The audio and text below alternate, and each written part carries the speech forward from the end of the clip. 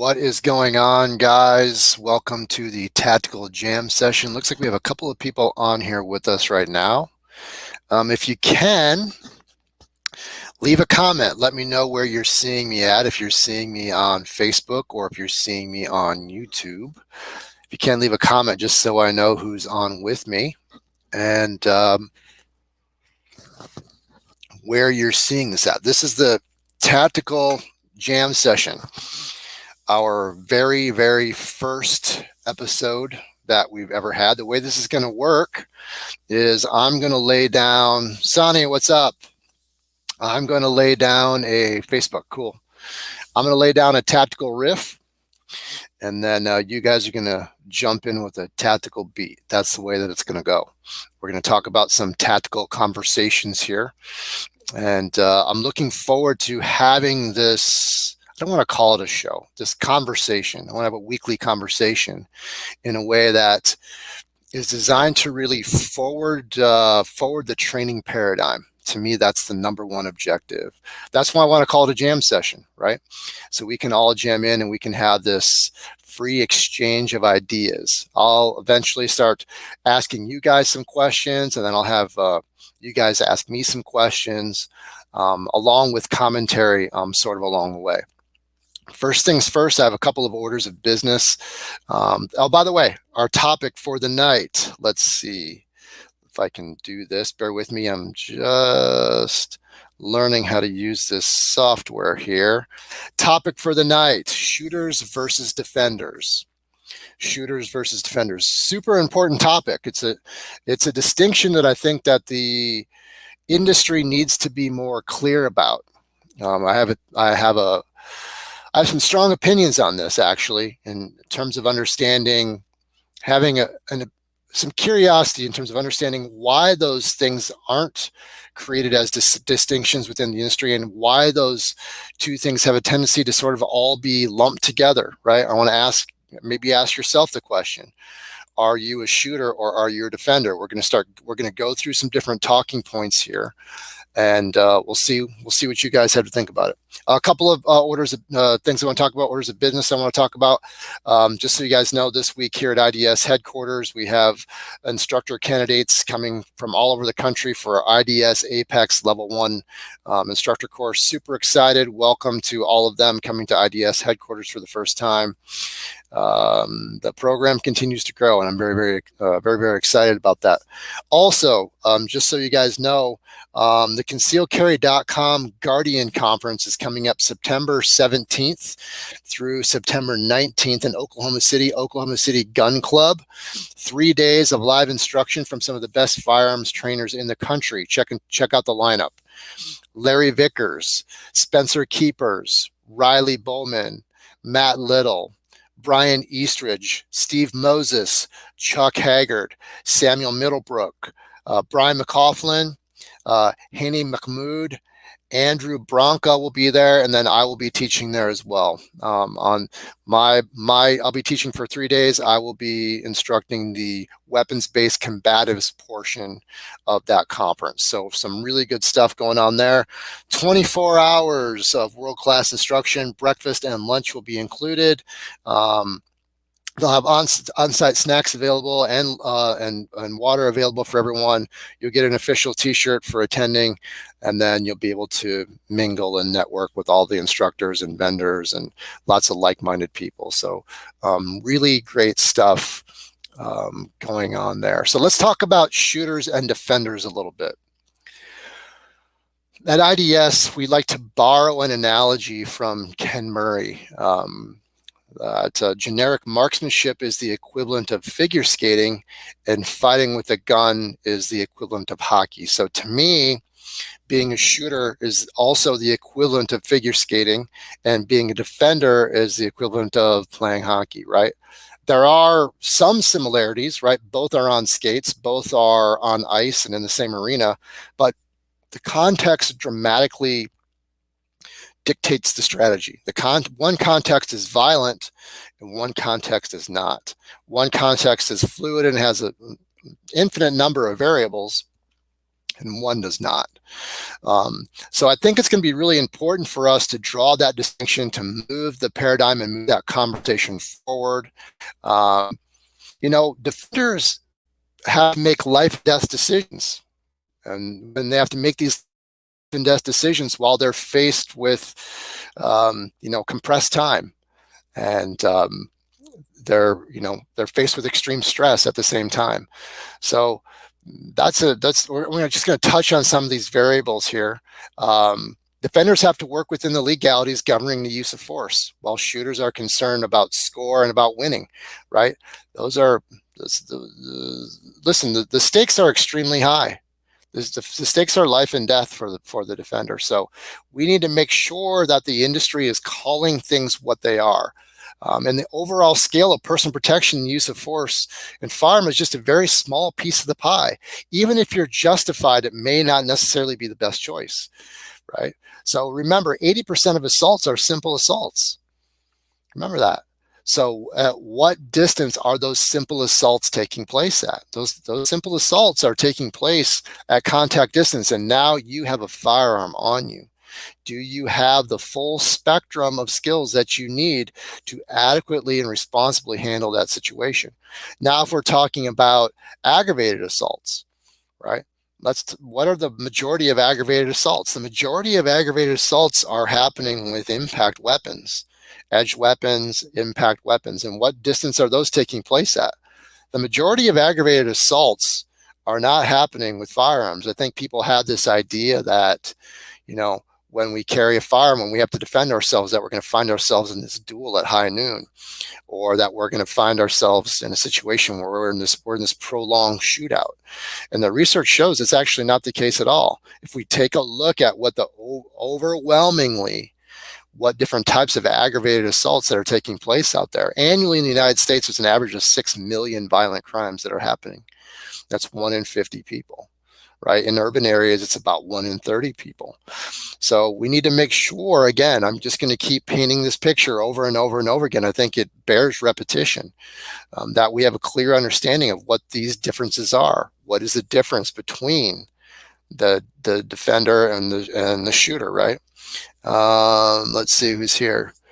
Dudes have a hard time admitting that shooting is a sport, and defending and fighting is just a bit more complex and a complicated activity. Great point, Sonny. I'll tell you, it's not even a bit more complex. It's a lot more complex, and that's why we need to have this conversation. Andy, what's up, buddy? Jam on. Let's talk about the average distance of a defensive shooting, right? The average distance of a defensive shooting is 9 feet, but 76% of shootings that happen from 9 feet and in, or 76% of shootings that happen at a distance of 6 feet. The average is just 9 feet. So while I highly recommend that we're practicing shooting on a daily basis at IDS and our students, we have drills that we do on a daily basis. We need to ask ourselves the question, just how good of a shooter do you need to be at those distances? Right? I'm not saying you shouldn't be the best that you can possibly be. You should be the best. You should be prepared for that magic moment. However, if we take a look at what the realities are, the chances are good you don't have to be a great shooter to handle those situations, okay? There are people who are defending themselves with firearms on a daily basis who have no firearms training whatsoever. That doesn't mean we shouldn't have it. We're not throwing the baby out with the bathwater, okay? So we want to make sure that we're having a clear understanding of what this is. I have a video that I'd like to show you guys. I wrote up a script a little while back up on the whiteboard here at IDS headquarters. I wrote this script and I shot this video of me talking about it, and I sent it to Paulo Rubio over at Funker Tactical. And he made a really cool animation out of it called Shooters versus Defenders. You guys may have seen this, you may not, but I'm going to play this short video. It's just a couple of minutes long. And then when we return, I'm going to break down what the different talking points are in here, and I'd like to hear from you guys on it. So here we go. Let's talk about shooters versus defenders, because that's what I do. Shooters deal with set variables and set patterns. With shooters, there is no context and things are pre-choreographed and predictable. an arbitrary and quantitative reality. It is cookie cutter, standardized, and linear with no combatives. Shooters are typically taught by presenters who utilize outcome-based training, meaning they basically teach to the test. This is an unrealistic kabuki theater. Defenders, on the other hand, deal with random variables because they understand that the variables in violence are unrepeatable. Therefore, they employ context within their training and they utilize adaptable principles. The defender's reality is a qualitative reality. It is unstandardizable. It is nonlinear, and it includes combatives, ideally integrated combatives. Defenders are typically taught and trained by coaches who cultivate skill over time. They utilize a performance-based training model that gets the most out of each student's unique set of attributes and unique set of circumstances and lifestyle. This is a reality-based approach, and it saves lives. Shooters versus defenders. Which one are you?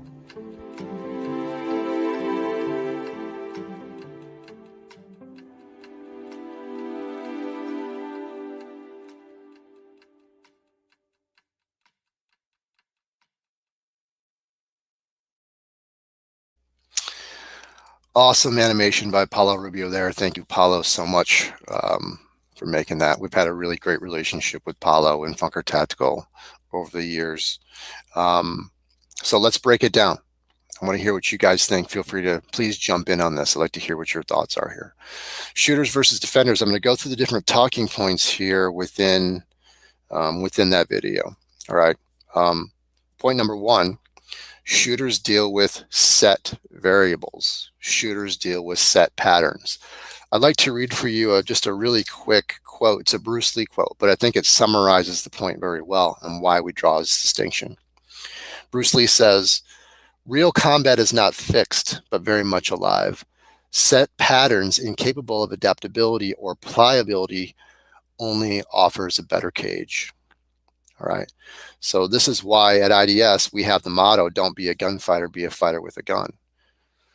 All right. The variables in violence, you'll hear me repeat this maybe a couple of times during this presentation, but the variables in violence are unpredictable and unrepeatable. So to have set patterns, to train ourselves in set patterns, maybe will give us a false sense of confidence, right? Sonny says, double-edged sword, to quote, perfect is the enemy of good enough outcome grouping on a target. Chasing dictates sacrifice of that which makes one harder to kill. Movement, space, time management, a billion possibilities. That's right, an infinite number of possibilities. That's why we want to be fluid and adaptable with how we're training these specific things. With shooters, right? Typically, when we're training, when people are training shooters, they're not training them within any kind of context whatsoever, right? It tends to be taught in a way that is pre-choreographed. It tends to be taught in a way that is pre-choreographed and very predictable. Johnny Rebel, what's up, man? Thanks for jumping in. Johnny Rebel says defenders have a whole different mindset and awareness of their surroundings. No question about it. Thanks for the comment there. The shooter's reality is arbitrary and quantitative, right? Arbitrary and quantitative. Let's take a look at some definitions here. I don't think people really grasp what these things actually mean, right? And I don't think they usually ask themselves this question. Let's take a look at what arbitrary means. Arbitrary means that it's based on a personal whim rather than any reason or system. And this is what I see happening over and over again, not only in the firearms training industry, but in the personal protection training industry. I think that they're choosing things that are cool, that it's really, they're putting on a type of an experience that fans the flames of the Dunning-Kruger effect, right? It's just sort of randomly chosen based on what they think people want. And I think, I think that's a concern for me, right? Let's take a look at what else is going on here. Um, the shooter's reality is arbitrary, right? No combatives. That's very difficult for me to understand. Look, I'm just going to be honest with you here.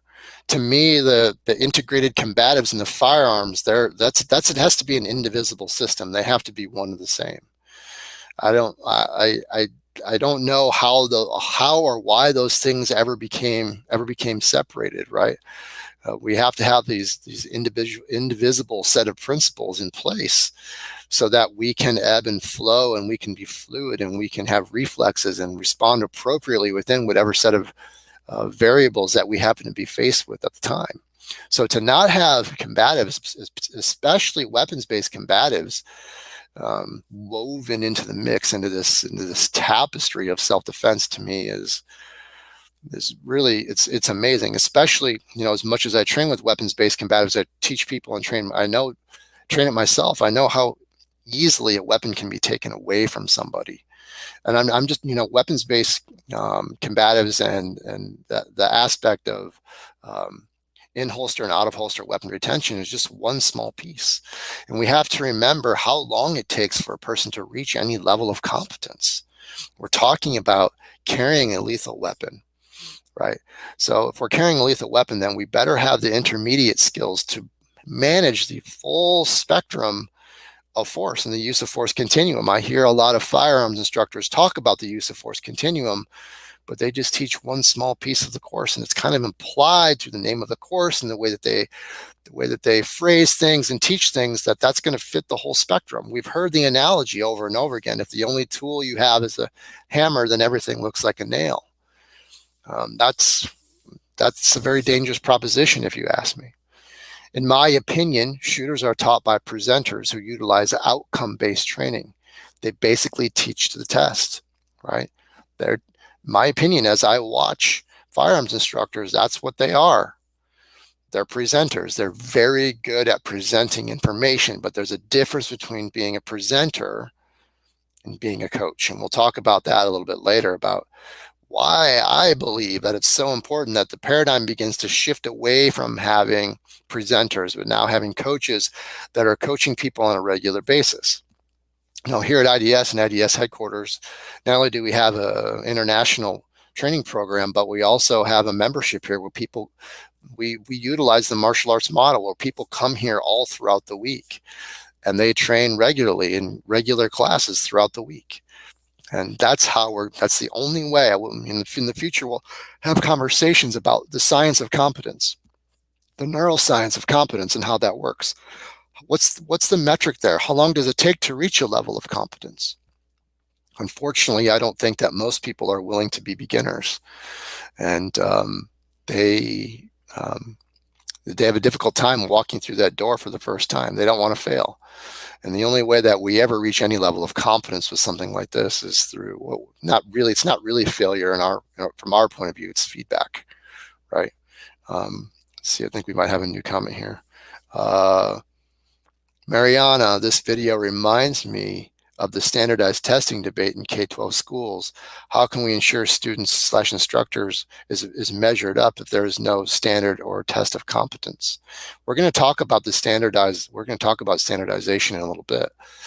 But Mariana, I would put forward for your suggestion, or for your consideration rather, I would put this forward for you. When we're talking about standardization in education, we're talking about a different kind of memory. We're talking about a declarative memory, right? And by the way, there are very excellent educational programs out there that don't have the same kind of standardization. Like, and you can look up different types of educational philosophies out there that don't have a standardized approach.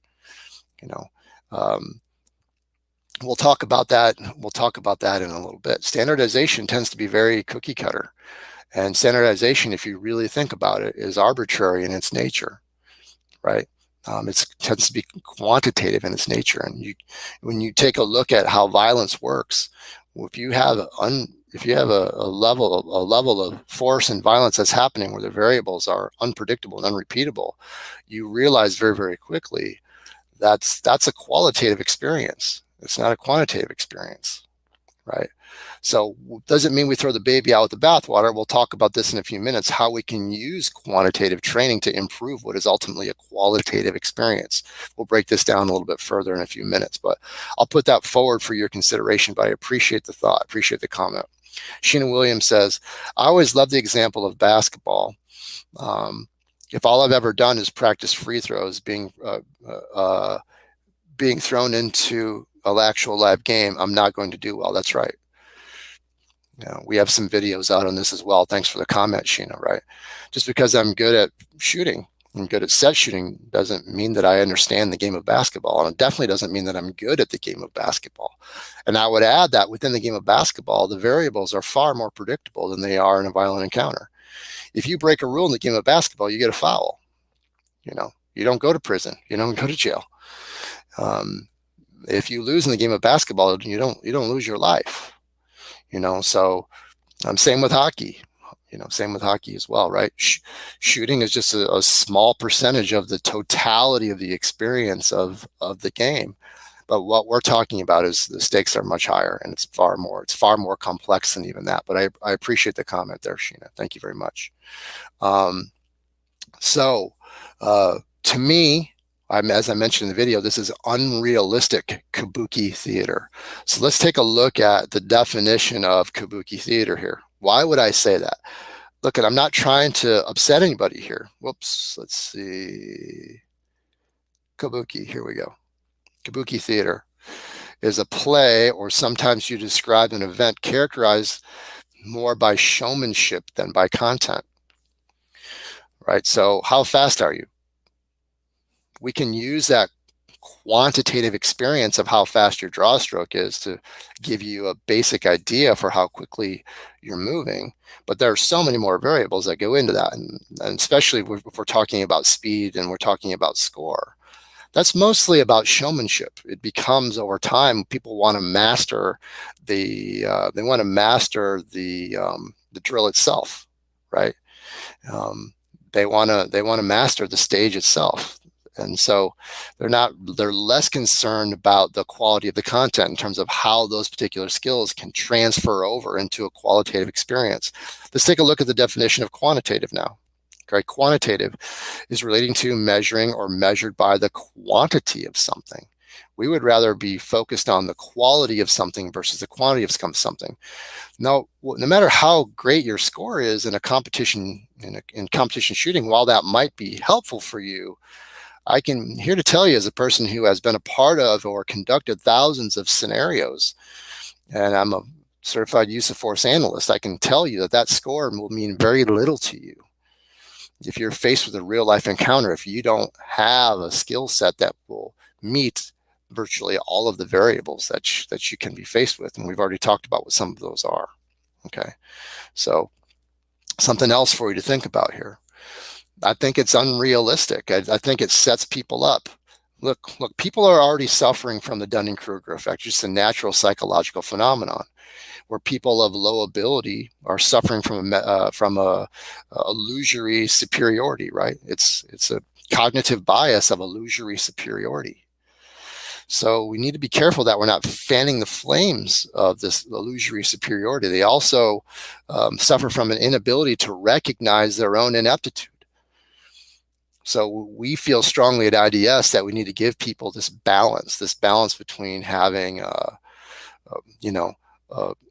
experiencing a sense of reality and a sense of building up of confidence at the same time. We feel this to be very, very important.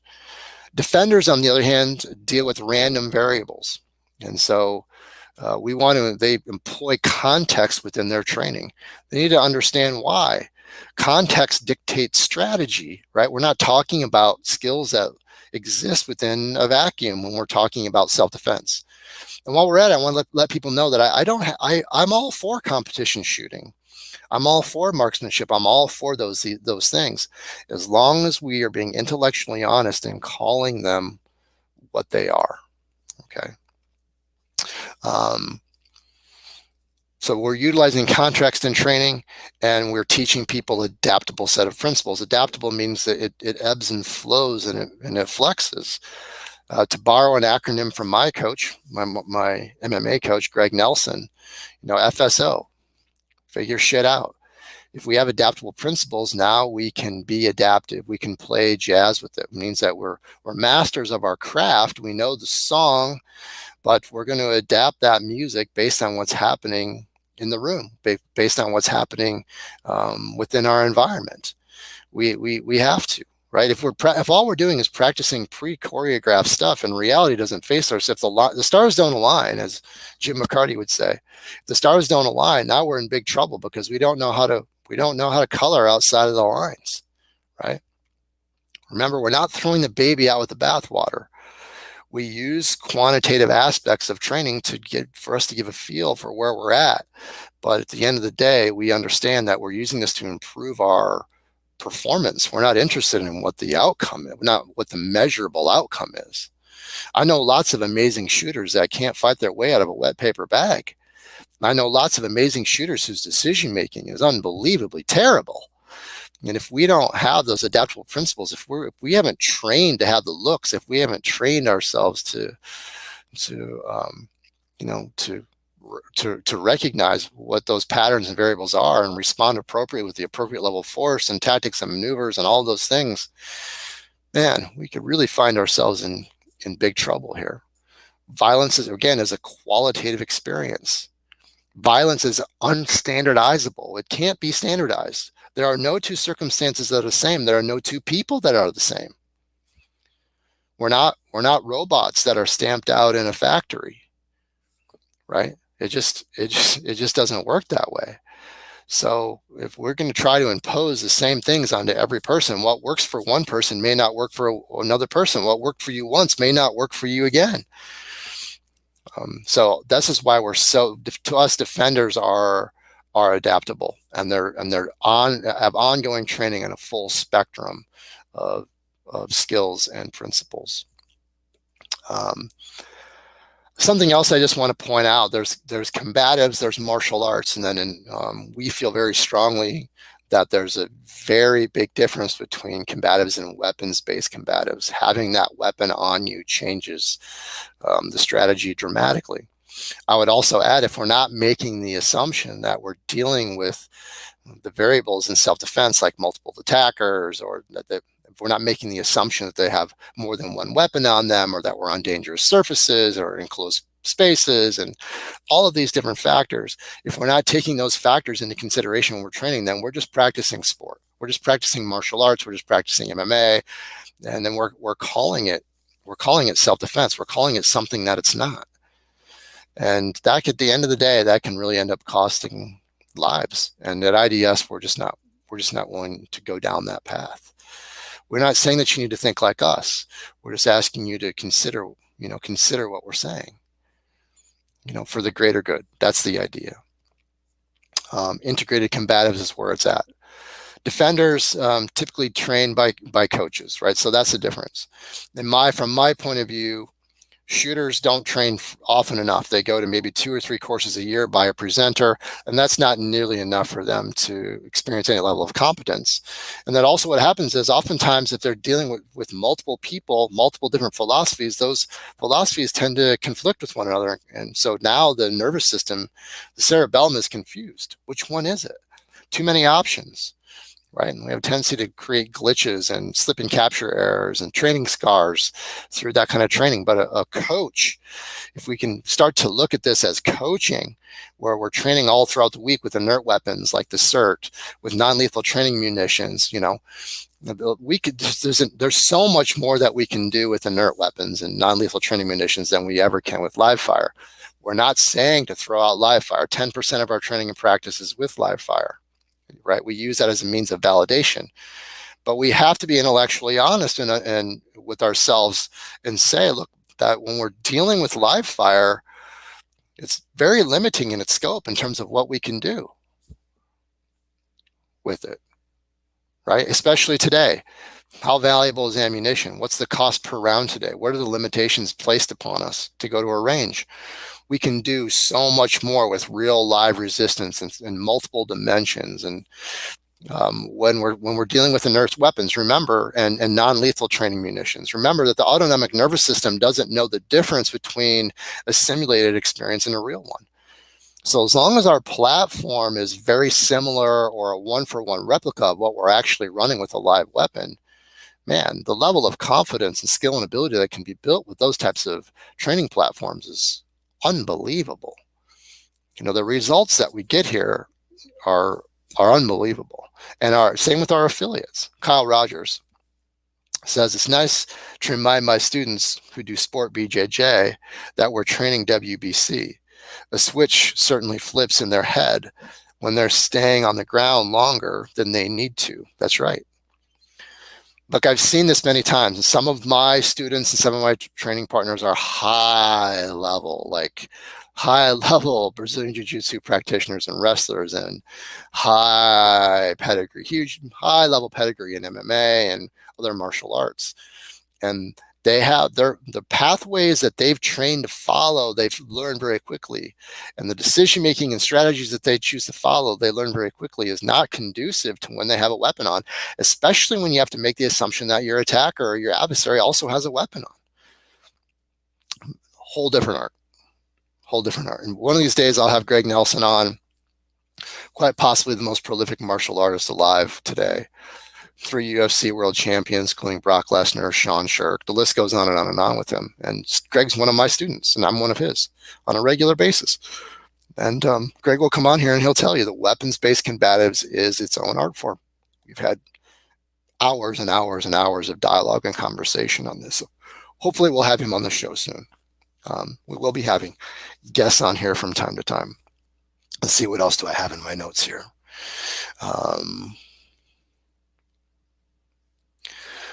Yeah. All right. It's a reality-based approach. We're not taking an arbitrary-based approach. We're taking an approach that is built and predicated upon data, built and predicated upon statistics. We're prioritizing our training based on probability, need, and complexity, and what the stakes are as well. So it's we'll do a video on that. I'll do a jam session on that in the future. So I'd like to hear from you guys a little bit more. What are your thoughts on this? What are your comments? Are you guys in line with this?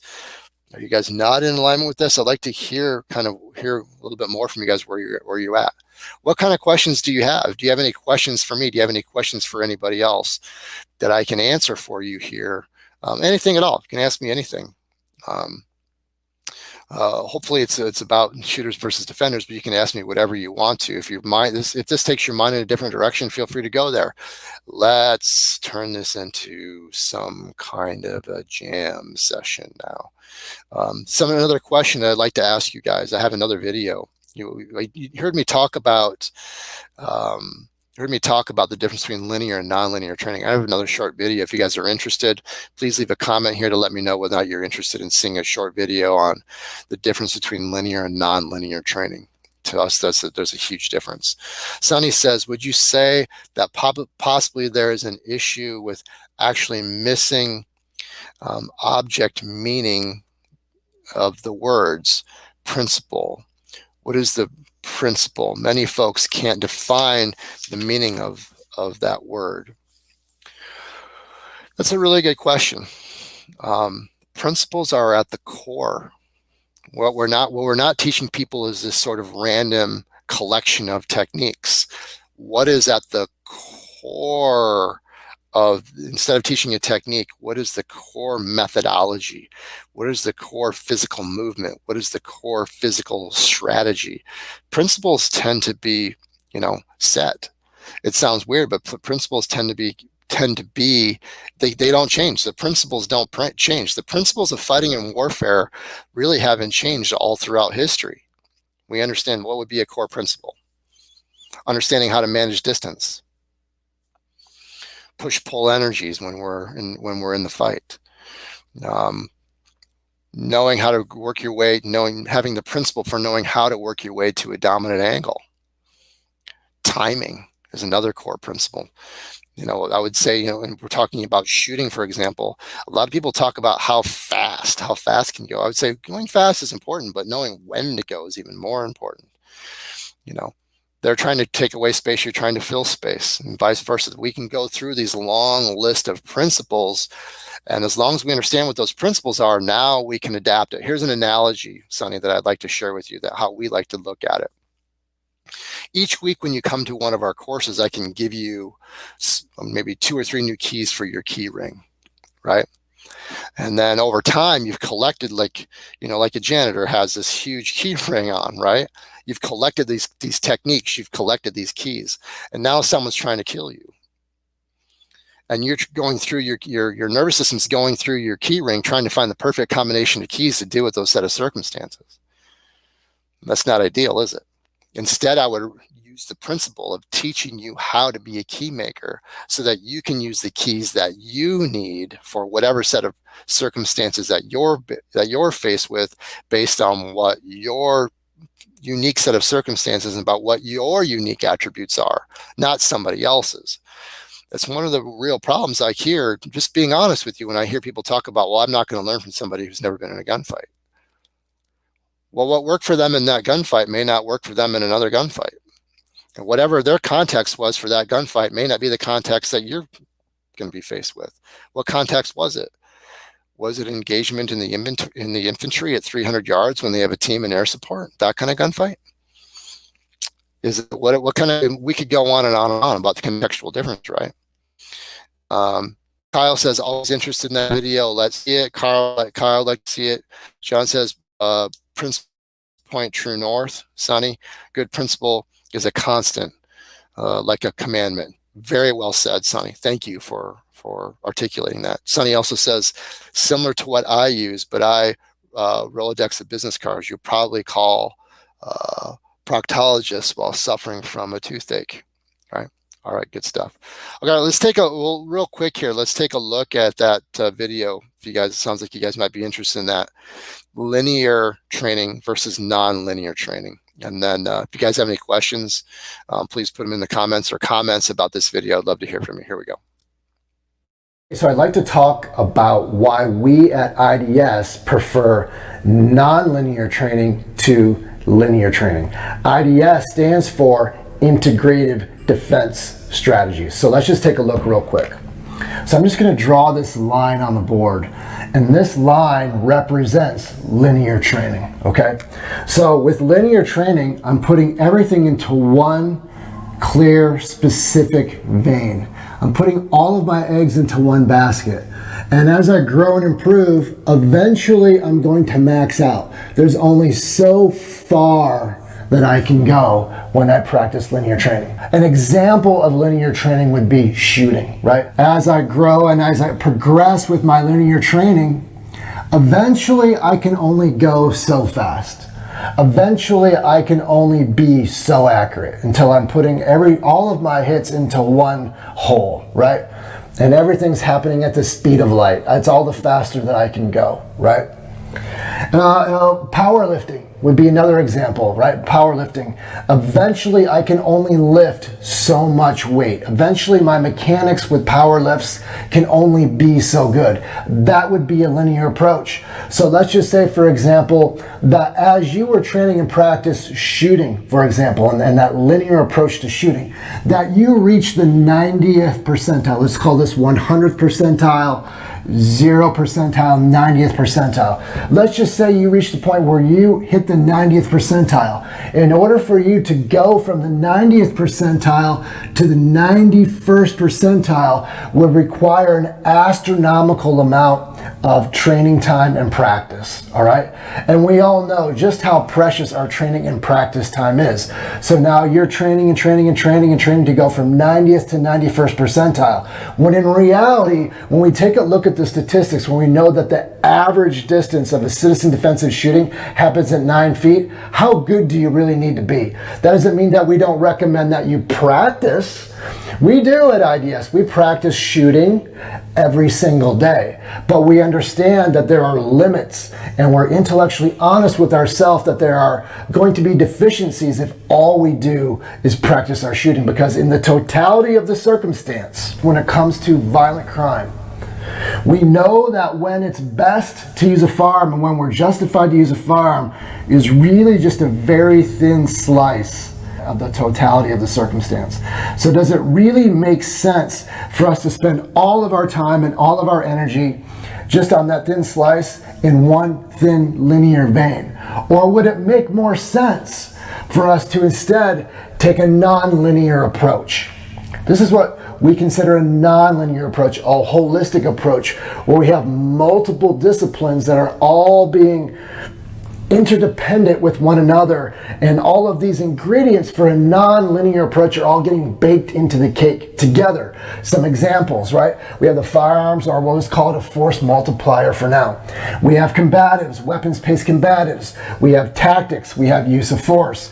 We have use of the psychology, the science of skill acquisition, legalities, and decision making. And we could add more and more circles to this, but just for the illustration of the point, we want to take all of these components and make sure that we're not putting everything just into one, but that we're distributing the time that we're using with our training and our practice for personal protection among multiple disciplines, because we know that when it comes to violence, that the variables are unpredictable and that they are unrepeatable. Right? So we need to have multiple disciplines so that we can be very adaptive to what those circumstances are. All right? So we want to ask ourselves the question, in an objective reality, what do you think is going to be a better approach for your personal protection? A linear approach or a non-linear approach? So I'll ask you guys that question. Right? In an objective reality, what do we think is going to be most beneficial for personal protection? A linear approach or a non-linear approach to our training? In that Venn diagram, let's see, I think I've got it right here. And then I'll take a look at your comments and questions there. Here's another version of that Venn diagram, right? In that Venn diagram that we have here, ideally, in an ideal world, those would all be spheres, right? Those would all be spheres. They wouldn't just be circles.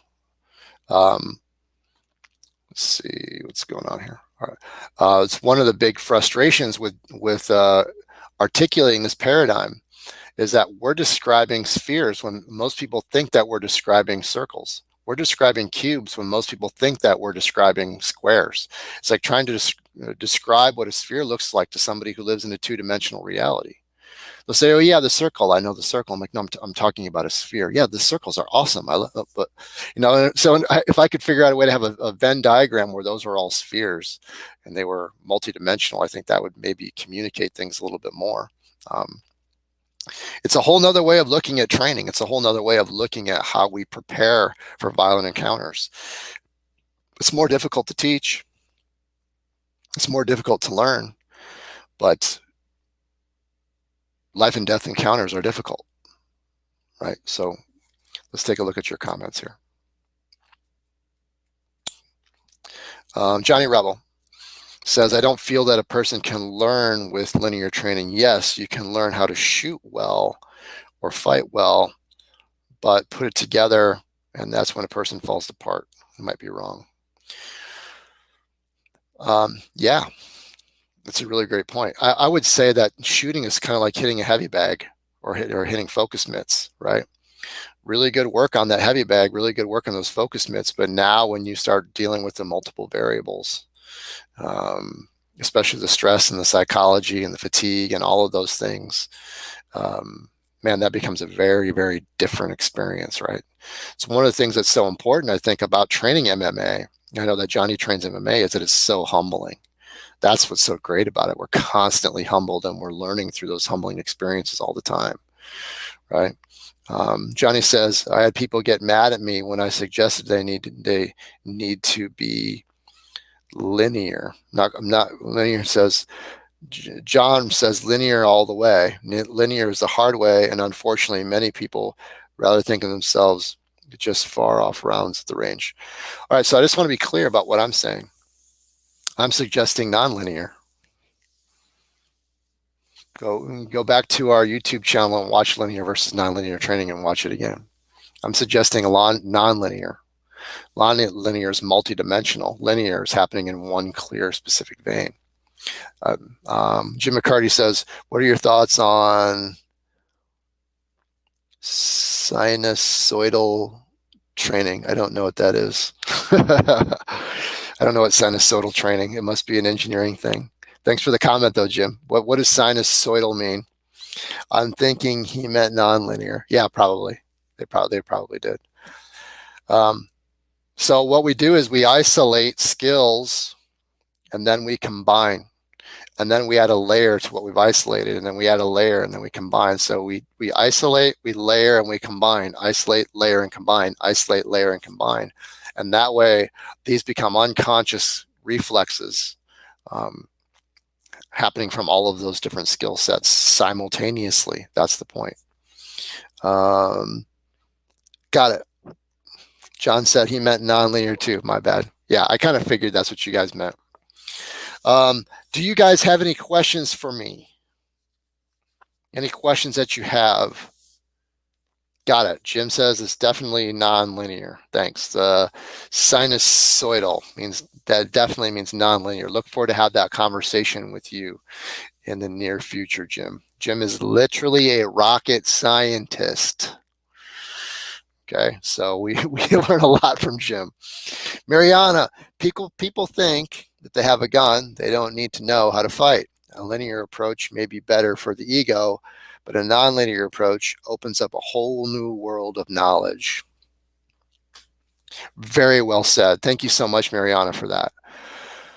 It's kind of like this, right? We know the analogy, the world is flat, right, versus the world is spherical. But even like if we look at it, like I look at it in terms of navigation, right? If I had an old map that was the wrong map, that wasn't accurate, that was linear, and all I could do was look at like a linear piece of paper, and then the destination in the map wasn't accurate, that's not going to take me where I want to go. Well, now we have super advanced technology when it comes to navigation. If we were to describe this new technology to somebody many years ago that only had that outdated linear map, they would have no point of reference. They would have no idea what we were talking about with these very sophisticated forms of navigation, right?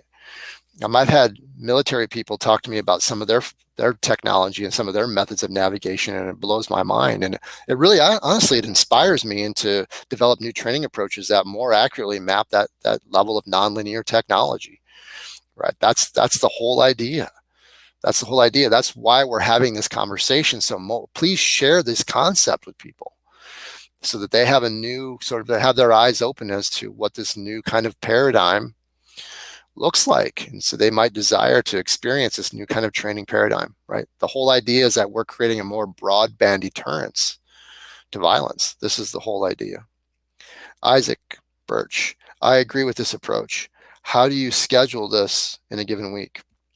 So we have classes here, Tuesdays and Thursday nights. We have 4 classes a week here, 2 classes on Tuesdays, 2 classes on Thursdays, and students come and there's a system that we've developed in terms of how this works. That's another conversation.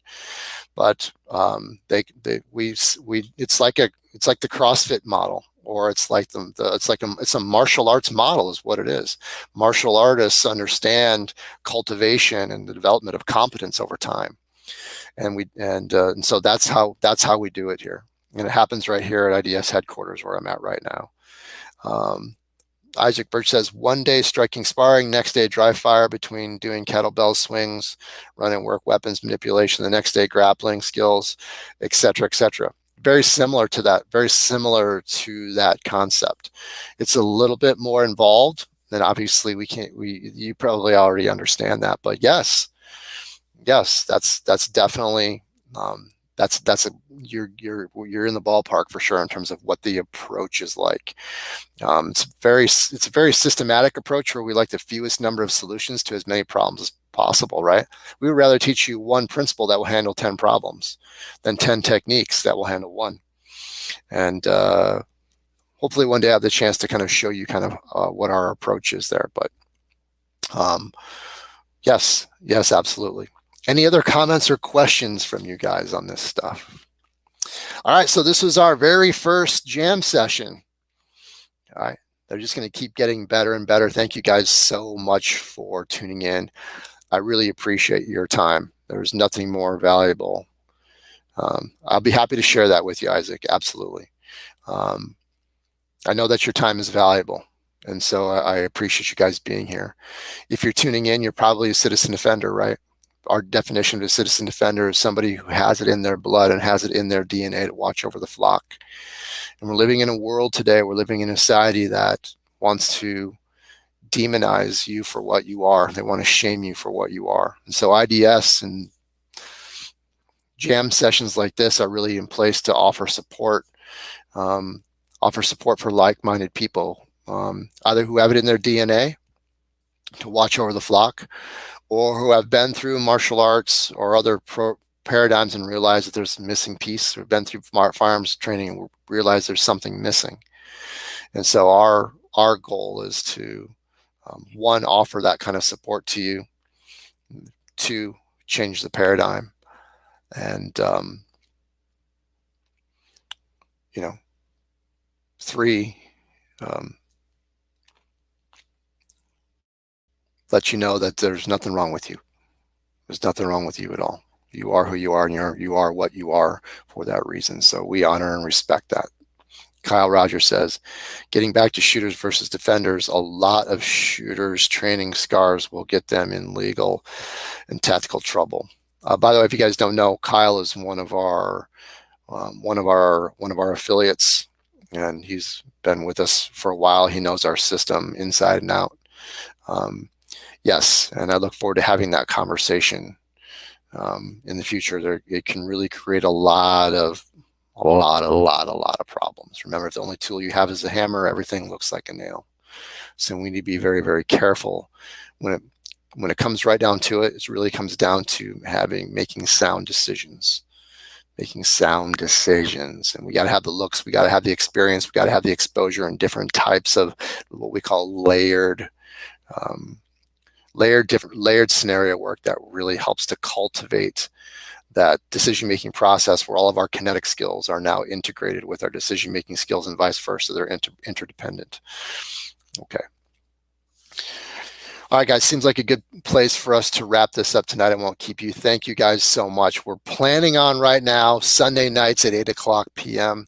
I will be having guests on, and the guests that I have planned out are pretty amazing. You're going to want to tune in for these guests that I have. I've got some really world-class people who would love to come on and share their thoughts and experience with all of you. So please tune in every week. I would love it if you shared this with other people. And let's move that paradigm. Let's move that paradigm forward. All right, guys. So here's how I'm planning on ending the show tonight. If you guys have any other days of the week where that work better for you, if there's scheduling that works better for you, please let me know so that I can consider what those days and times are. All right, guys.